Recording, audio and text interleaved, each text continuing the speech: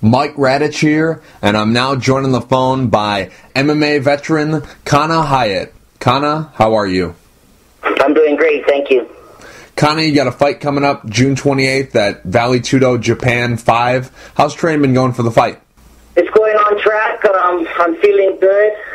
This week we're picking it up, and I'm going to be ready for this tournament. Now, you're training out of the Body Shop, correct? Yes. Just curious, when we think of that camp, we think of, obviously, you know, the great Antonio McKee. He's the owner of that gym and the main coach. But the fighters, we think of a lot heavier guys than you. You know, Jesse Juarez, Emmanuel Newton, Rampage, etc. Guys that are a lot heavier than you. So I'm just curious, who do you train with? Who are some of your sparring partners when you're training there? We have a small group of guys. We have Josh Yang. We have Antonio McKee Jr. We have this new guy, Lance. You know, guys come and go, but, you know, it's not necessarily not having a lot of partners, but we work with what we got. You know, iron sharpens iron. We have a good group of guys, and they help me prepare. Is Ashley Evans Smith, is she training there now? I guess she's cross-training. You know, she comes in once in a while. I see. Because I know her and Emmanuel Newton are good friends. So I'm just curious, have you gone against her at all? Yeah, well, I roll with her sometimes. Oh, okay. I was just curious about that. And besides Antonio McKee, who were some of the other coaches there? That's the only one. Really? Yep. There's no other coach there. That's interesting. Yeah. Well, you know, sometimes Arnold comes in. You know, he works with like Tyrone Woodley and right. Emmanuel Newton. He works with me sometimes, Jesse Juarez. But Body Shop itself is just Antonio McKee. You know, we have a lot of high-level guys, so, you know, everybody puts their input, you know. Like, Coach brings something up, and if you have something to say about it, you know, he ain't going to say he don't want to hear it. You have the floor. You can show something that he's showing. You might have another way of doing it. He doesn't mind, you know. Now, is this the only place you train, or do you go somewhere else to work on different areas of the sport? This is the only place that I train. Necessarily, you know, when I'm hunkering down for my fight camp, it's just with Antonio. Right.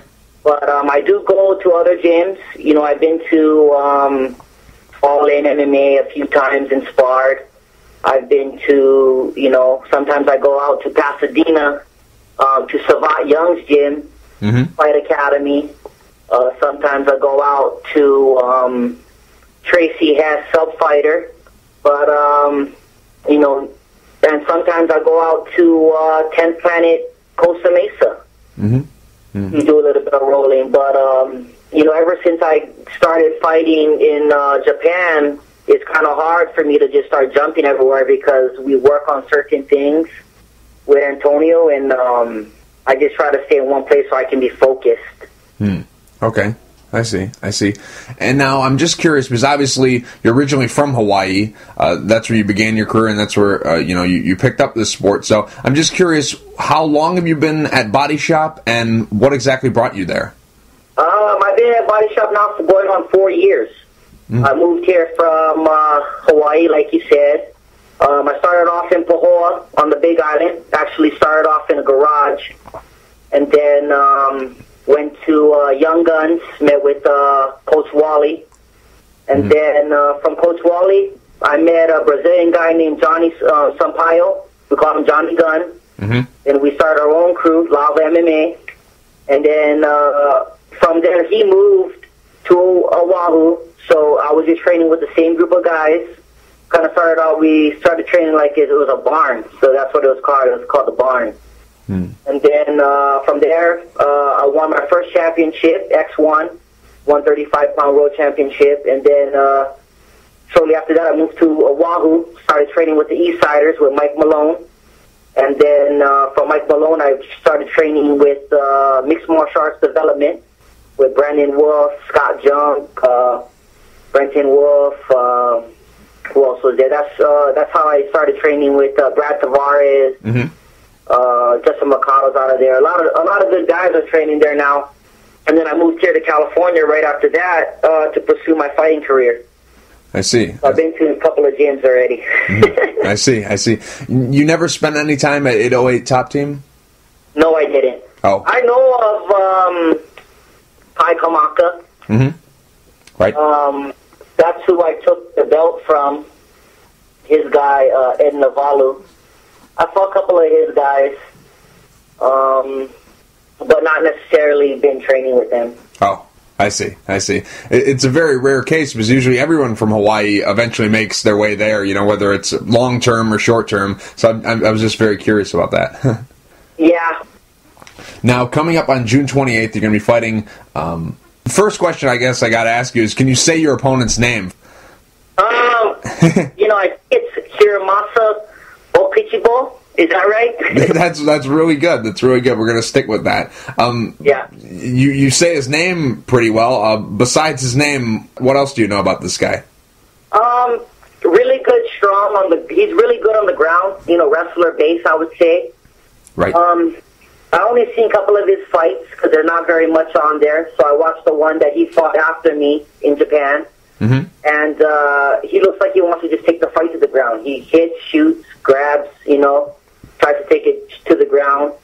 So I know that from him watching my fight in Japan, he won't want to get hit.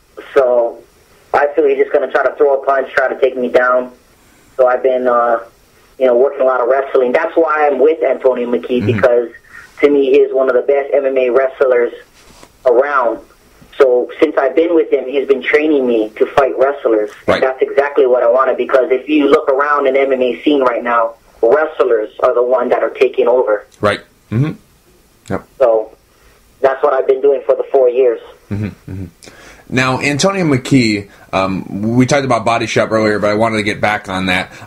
Antonio McKee was a great fighter when he was fighting in mixed martial arts. I mean, not a lot of people know what he did in this sport because, he did it outside of the bigger shows, but he had a great run, and people say his style is boring, or whatever they say, but if you are able to win that amount, that high volume of fights consecutively in a row there, I don't care what you're doing or who you are or who you're fighting, if you can win that many fights in a row like that and go on that great streak, you're one of the best ever in my book. So Antonio McKee, great fighter, but it seems like he's even better of a coach. He's got Emmanuel Newton, who's a world champion now. He's got who's doing great things. Jesse Juarez, he's fighting for Bellator. He didn't have a great run in the tournament, but he's there, and I'm sure he'll come back stronger and get back into a tournament. Then you have Rampage, of course. Antonio McKee has resurrected his career. Rampage is looking better than ever. So would you co-sign on Antonio being a better coach than a fighter, even though he was a great fighter? Yeah, you know what? He is a great coach. He puts in the time where, if you're giving 100%, he's going to give the time. Like when we do our fight camps, it's just me and him grinding together and putting in the game plan. And then when we go there, it's just me and him. We click. I have nothing bad to say about his coaching. He looks at what's going to happen in the fight. He sees the outside view, and then he just puts it all together, and we execute. So, yeah, I could say he is a better coach. He even feels that way. He's older now. He had a long career, and now he's just putting all his effort into his fighters. Mm-hmm. Mm-hmm. Definitely. Now, is this fight on June 28th, is this the second round of the VTJ tournament, or is it the opening round? No, it's the semifinals. Okay. I wanted to make sure about that. Yeah, your last fight when you fought Freddie Ortega in February, that was the first round. Yes, it was. Okay. Now, a lot of people, when this tournament started, they were hoping that they would get, you on one side of the tournament, running the table, and meet the other guy on the other side of the tournament, Mamoru Yamaguchi, have you two fight in the championship. That was kind of the fight that a lot of people wanted to see. Were you disappointed when he lost his fight back in February? Not necessarily. Hey, if he can't make it to the next round, I ain't going to be mad at it, you know what I mean? Mm-hmm. Right. Who wants it bad? I want this tournament. I want to win. I'm hungry to win. I had a long career so far and fighting at different weight classes, and finally I decided to go down to the weight class I should have been fighting my whole career. Mm-hmm. Right. Only the strong is going to make it, and I watched this fight, and his mistake is what cost him the fight. He got too comfortable. He got taken down. He gave up his back to stand up. Caesar had his back almost in a choke, and he just stood there. He didn't even try to fight the hands, and then he got choked out. So it doesn't bother me at all. Mm-hmm. It doesn't matter who I fight in this tournament. I'm just going to give it my all. Right. Now, what's at stake for you in this tournament? Obviously, you want to win this tournament and you want to be the champ of the tournament, but is there like a title? Like, will you be the flyweight champion of VTJ, or is it just a tournament title, or is it big prize money? What's the prize at the end? Win the tournament, obviously, is the prize, and being the champion. Mm-hmm. So this is leading up to the tournament, winning, and then you get to be the champion of VTJ. I see. So you have a long-term deal with them, correct? No, I don't. I just have the tournament. So after the tournament, there'll be a renegotiation, or a lot of people are saying, whoever wins this tournament will be considered the best flyweight outside the UFC. Is that maybe what you're hoping to cash in on, win this tournament, and then make that jump, or are you pretty much open to anything at this point? Yeah, I don't mind. I just, to be honest, man, I just want to win this tournament. I'm trying to work on my legacy right now, and me being from Hawaii, being from Pahoa, a small town, just fighting in this tournament in Japan is a big deal. When I started my MMA career in 2004, I used to sit at home and watching Pride, and I always could feel I was like, one day I want to do this. One day, I want to be in a tournament. I want to fight in Japan, and finally it's happening.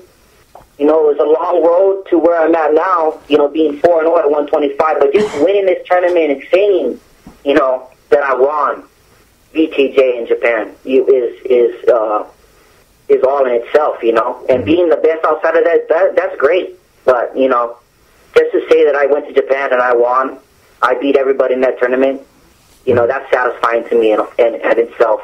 Mm-hmm. Right. Now, you fought in both a cage and a ring. VTJ, they're one of the rare Japanese organizations that doesn't use a ring. They use a cage. Do you have a preference either way? Do you like the ring more than the cage, or the cage more than the ring, or does it not even matter to you what you fight in? There's pros and cons to both. In a cage, it's easier to get taken down. Mm-hmm. There's nowhere to run. There's a lot of clinch fighting. On the in a ring, it's harder to get taken down. You could use the ropes as an advantage. But I'd rather fight in the cage. I like being locked in there, nowhere to run. Really, back to your question, it don't really matter. Cage, ring, a fight, right? Okay, I see. I hear you. Now, you mentioned Pride, and Pride had a lot of those old school tournaments where they would have 3 fights in one night. This tournament is an 8-man tournament, but it's 3 fights spread across, X amount of months. I don't know when they're planning to have the next show after this one, but it's spread across 3 events. So, do you like this format better, where, yes, it's a tournament, yes, you're still fighting the same amount of fights, but it's spread out, or would you like that other tournament where you have the multiple fights in a single night? Yeah, I was kind of hoping it was 3 fights in one night. Mm-hmm.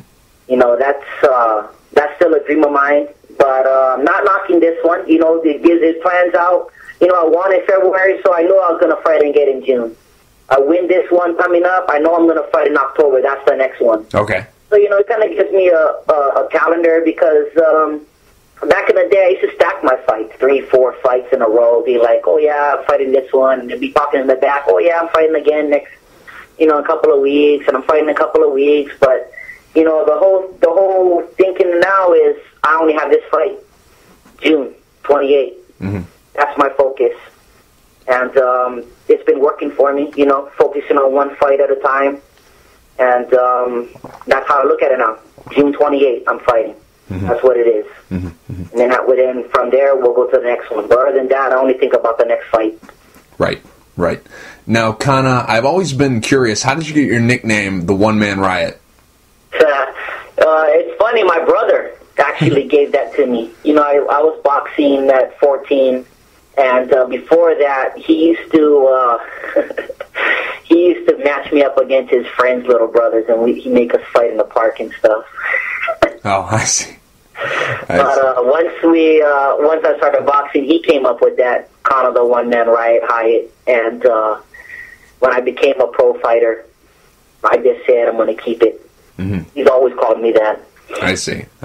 Well, it's got a great ring to it, and with your last 4 fights, it's, you know, you're really living up to that nickname. You have been a one-man Riot. You've looked better than ever. You've dropped down to your natural weight class, the weight class that you should have been fighting in at the beginning of your career. You know, obviously back when you started, that weight class wasn't developed, and even the lighter weight, or, you know, heavier than that, you know, the 135, 145 wasn't really developed. I think when you started, the UFC didn't even have 155. So the weight classes have been way more developed now, and now you're able to fight at your natural weight class of 125. Just curious, is that the main thing that's changed for you on this streak, that you're down at a weight class that you should have been fighting in a long time ago, or is there something else that's allowed you to put this great win streak together? Yes, one of the main reasons is I'm fighting at my natural weight class, and also just, you know, just being here in California and training with Antonio for 4 years really picked up my game, you know, so it's both. And it's made me smarter because, you know, when I first started, you know, I grew up poor. You know what I mean? So somebody tells you, hey, you want to fight? You want to fight this weekend for $200? The guy's like 20, 30 pounds heavier than you. You know what I mean? You want to fight him? Hell yeah, I want to fight. Right. You know what I mean? Right. So, you know, I was, you know, dogged in the beginning. You know, I didn't really care. I didn't really think, you know, I was going to take it this far. But, you know, fighting for 200, of course, hell yeah, I'll fight for 200. 2 and 2, if I win, yeah, hell yeah. I got a puncher's choice, you know? And I got a chance. Right. But, you know, throughout the years, when I first saw my first title, then I kind of sat down on it and started taking it more serious. But then, you know, fighting 4 fights in 6 weeks, or taking a fight 2 weeks' notice, 1 week's notice, 30 minutes notice, hey, you want to fight? And in the beginning, it was all about the money.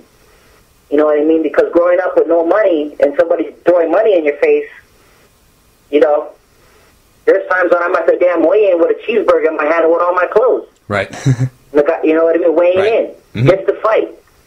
But, you know, now that I'm in California and taking this real serious, you know, I don't go with that 2 weeks notice fight. You know, people call me up, hey, you want to fight? You know, like, nah, I'm good, man. You know what I mean? Like, well, why don't you give me the right amount of notice like you gave to your guy, you know?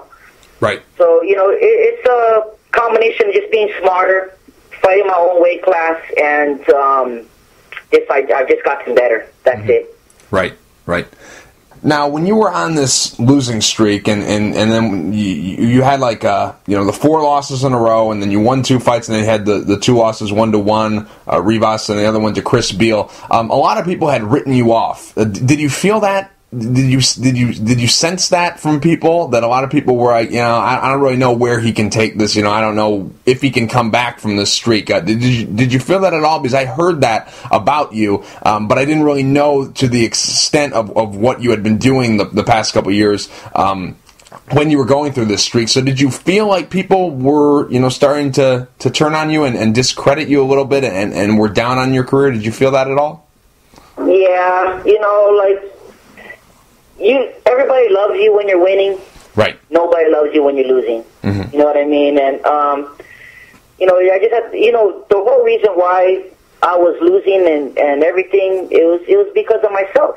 You know what I mean? Mm-hmm. You know, just doing my old ways that I used to do, you know, growing up in Hawaii, parties, you know, my whole fight career, I live by this rule right here. Train hard, fight hard, party hard. Mm-hmm. You know what I mean? Right. So even though I was training hard and whatever, you know, I wasn't walking the right path or whatever, you know, doing my own thing, you know, win a few. But I feel that, you know, people did write me off, you know. I even was going to, you know, after I lost 4 in a row, I had to really think about what I was going to do in life. You know what I mean? I said, am I gonna keep going? So I came home to my girlfriend and I asked her, I said, do you think, you know, should I keep fighting? Should I keep training and keep fighting? She said, well, are you going to be happy? And I said, probably not. She said, well, just keep doing it.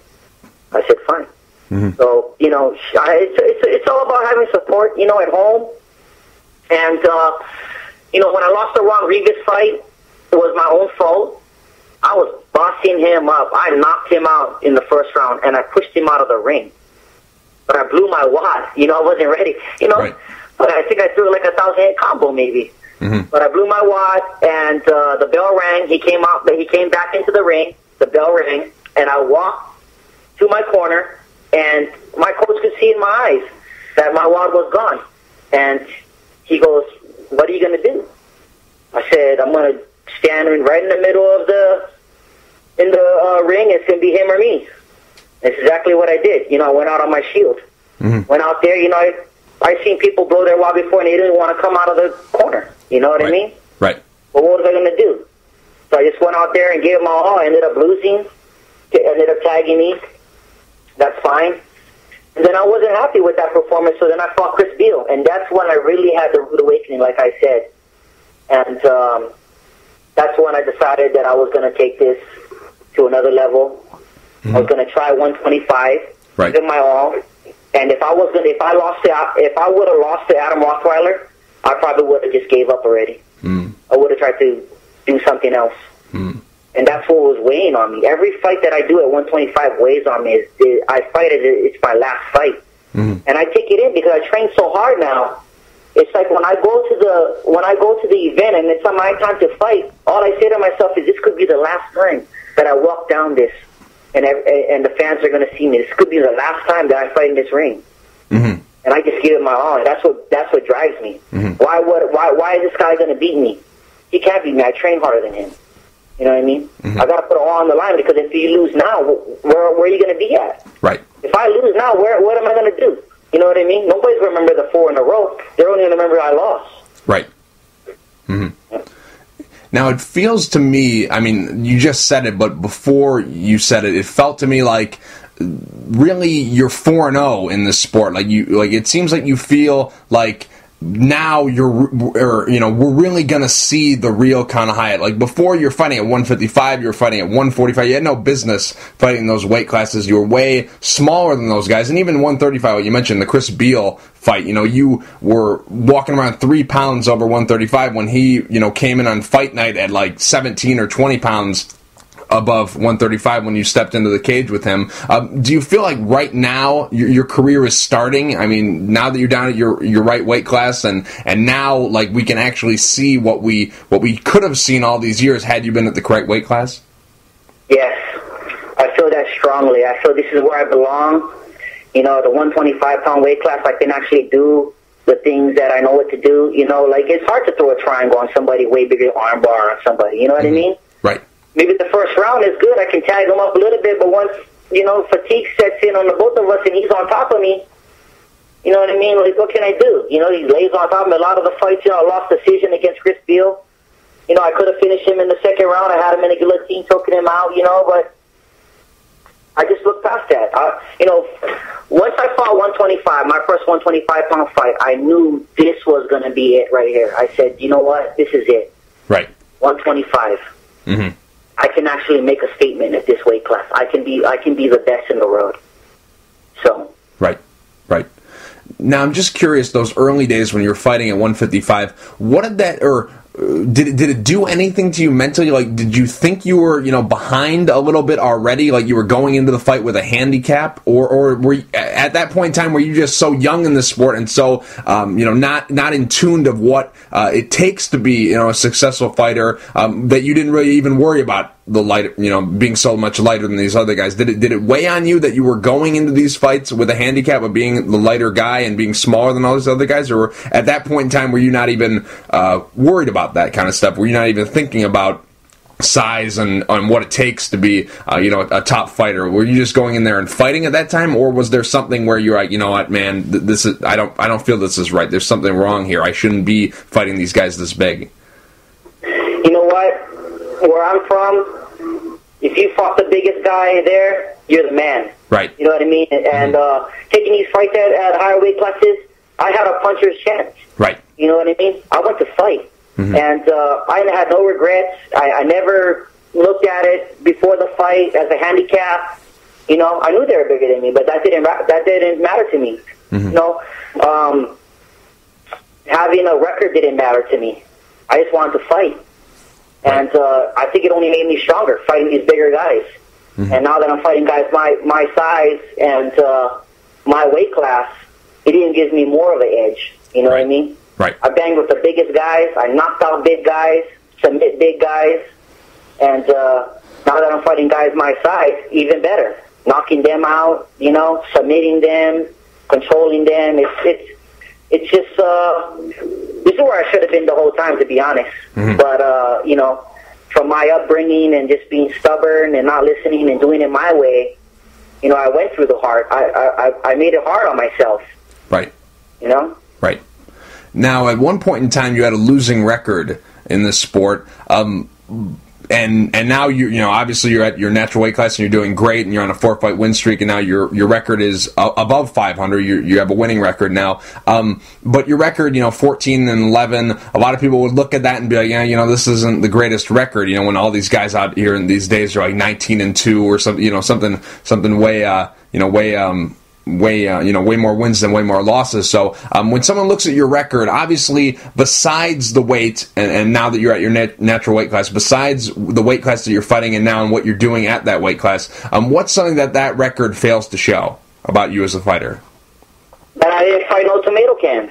You know what I mean? Right. There's no tomato cans in my fight, in my record. You know what I mean? What third fight? Eddie Yoggin? Right. You know what I mean? At 145? Right. Dude. You know what I mean? Fight Jerry Papazzi and Ruben Duran, they're all in the UFC. You know what I mean? Like, I beat Steve Swanson. He was on his way to the UFC.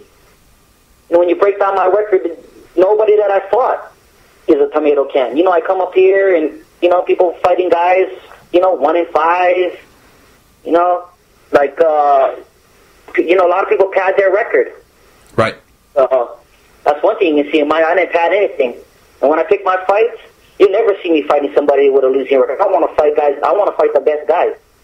Why would I pick somebody that? Why would I waste? It's not a waste of time or whatever. You want to fight them, whatever. But to me, I ain't gonna go and fight somebody like that. I want to fight somebody that's the best on the top of their game. Because when you get up to the top level and you fight somebody that's tough, are you gonna have what it takes to beat him, to overcome? You know what I mean? To change what you got to do. It's a mind thing. I want to be strong. I want to fight the strongest guys. If you're fighting somebody weak, like I see guys fighting, this past weekend, fighting somebody 2-3, and they won, finished him in the second round, and then they're cheering. You know what I mean? Celebrating like they just won a big victory. Right. That's just padding your record. So, I fought a lot of tough guys. That's how I want it to be, you know what I mean? I would never take a fight 1-4 or 1-21. I've seen stuff like that, you know what I mean? On people's record, like, you're on a 6 or 7 fight win streak, but you fought nobodies. Right. Right. My win streak, I fought the top guys, whoever they put in front of me, they said they were the best already. So, and I'm fighting this guy in Japan, and he's already talking that he's gonna punch me and choke me and this and that, and I've seen the odds already. What am I, 20% to win? Whatever. You know what I mean? I just want to thank all those 20% guys that think I'm going to win, because I'm going to bring it June 28th. Right. You know what I mean? Right. You guys haven't been hit as hard as me. You know what I mean? I hit them. I think I'm the hardest hitter at 125 pounds. I don't think nobody can hit as hard as me. So, stop the takedown and make him pay. I'm going to force him to stand up with me. Right. Right. Now, Kana, I'm just curious, the UFC said that as they continue to expand and go into some of these different countries where some of the guys are a lot smaller than some of these other countries, that they would like to open up a strawweight division, a 115-pound division. Is that possible for you at all? Would you ever consider going down there? Oh, man. I think 125 is the limit for me. Okay. I'm down at like 124. Okay. But if you see me at the weigh-ins, I look healthy. You know what I mean? I don't have black around the eyes. I do the cut right. I look good. I look strong. But going down more than that, you know, at my age, I don't think it's possible. You know? Right. I feel weak already when I'm down there. And, you know, when you're dropping weight, you know, when I'm getting to like the 20, you know, when I'm like hitting like 26, you know, 27, when I'm already cutting from that weight, I know I'm pulling water from my organs and my brain. You know what I mean? Right. I feel it. You know, so just to be on the safe side, I wouldn't ever go down to 115. But if we ever, you know, I know there's smaller guys, you know, that fight 123. You know, I could make 123. Right. But going down the Strawweight, I don't think I could make it.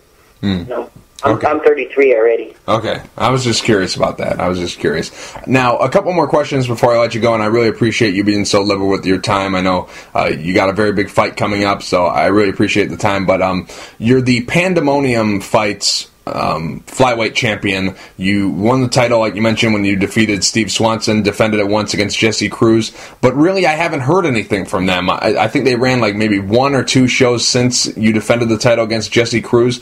Is it possible that you would go back and defend this title? Is that something that you're looking to do? And second, is it even possible, because are they even in business? Like, what do you know about what their situation is? Yeah, you know, they're not throwing any fights right now, so I'm not too sure what I'm going to do. You know, I'm just looking forward right now. You know, my top goal right now, my big goal is winning this tournament. Short-term goal, winning on the 28th. And after I win this tournament in Japan, you know, I feel the sky's the limit. You know, I could keep fighting in Asia, you know, or, you know, maybe get the call to the big show, UFC. You know, it all depends. I'm just going to leave it in the hands of, you know, my Lord and Savior God, Jesus Christ, and we'll see what happens. You know, I just, you know, I've been fighting for I almost have like 30 fights already. Right. You know what I mean? So I'm just waiting for my time, you know, to showcase my skills in the biggest shows. So whoever calls me up, that's probably where I'll be. But who knows where it would be, you know? Right. Right. I hear you. Now, I'm just curious, and it probably won't happen because they've kind of gotten away from doing this, but in the past, they used to do it a lot where they would offer a guy a fight at a higher weight class. But let's just say, for the sake of the question, Sean Shelby calls you up, you win this, let's just say, okay, you win this tournament, Sean Shelby calls you up and says, hey, Kana, we want you to sign with the UFC, we want you to fight for us, but we have a fight for you, but it's at 135. What do you tell him? I would say no. Really? Yes. Why would I go back up to 135 when I know I'm on a winning streak at 125? Are they trying to you know, make me lose? You know, so if somebody really wants me, they'll be like, hey, Connor, we want to sign you. We want you to fight at 125 pounds. Ain't I doing good enough at 125 pounds? Why would they want me to go up? Right. I don't understand that logic. Well, you know what I mean? Like, the situation that it would be under, like, what, I don't even think they do it anymore, but Will Capizano, he just had a fight like a year ago, and they did that to him. Not like just a short notice fight, like just, all right, fight this one, come in on short notice, just fight one time, and then we'll sign you to a deal, and then you'll be down at 125. So your second fight would be at 125. The debut would be at 135 on short notice, and then the next fight would be at 125. That's kind of what they did. I think they got away from it, but that was just, I just wanted to see where your head was at on that. But so if it was I would. Okay, if it was that situation, you would come in. I didn't say it right the first time. Yeah. Not just bring me in at 135 and no, just the one fight, just short notice one fight. Of course. Okay. I would be there. They could call me up anytime. You know what? I stay ready now. I'm always in the gym. I practically live in the gym. You know what I mean? You know, we're not training the hardest when I'm not training for a fight, but I'm always there. Technique, you know, a little bit of cardio. I'm always 2 to 3 weeks out of fight shape. Anyways, all you have to do is pick it up. So if they said, "Hey, Connor, we want you to fight in 2 weeks," I could be ready. Okay. Okay, I was just curious about that because, like I said, in the past they've done that out. They kind of got away from it now because they're running such a high volume of shows and they have so many guys under contract, so they could just plug in another guy. But I just wanted to see where it was at because a lot of guys out there will basically do anything to be in the UFC, even if it is to fight at a higher weight class. So I was just curious on what you thought about that. So, anyways, this tournament. VTJ Japan, June 28th, you're fighting a very tough guy, a guy who says, that he's very confident, like every fighter is very confident that he'll go in there and be able to pick up a win. The main thing you see from his game, maybe doesn't worry you, but what is the main thing about his game that you need to be cautious of when fighting him? His takedowns. He has really good takedowns. He has a good clinch. So, it's just going to be a lot of movement, tagging him. He doesn't like to get hit. I've seen that in his fight. He don't like to get hit. So that's going to be at my advantage. But, the thing I'm going to be worrying about is he's going to be throwing loopy punches and shooting in. Mm-hmm. So it's going to be my job to stop this shot, or even take him down, trying to kind of change it up. Because he probably doesn't think I'm going to take him down. But it could happen. Mm-hmm. You know what I mean? Right. So that's the main thing I'm worried about is maybe the takedown and getting back up to my feet. But other than that, I'm not really worried. I'm not worried about his striking. The only thing I feel like he has is his takedowns and his wrestling. That's about it. Mm-hmm. I see. Kana, real quick before I let you go, do you have any sponsors you'd like to thank, and is there anything you'd like to say to the fans? Yes, I would like to thank my sponsors, Bellicus. I want to thank Doc Dossman for keeping my body right. I want to thank Premium Products. I want to thank Advantage for the products. I want to thank the Moscows. I just want to thank my family and friends for all the support. And to the fans, I've been training hard for this fight, June 28th, and I'm ready to bring it. I hope you guys enjoy the show. And tune in to cheer for me. Thank you. Kana, thank you for taking the time to talk. I really appreciate it, and best of luck coming up on June 28th. Thank you very much.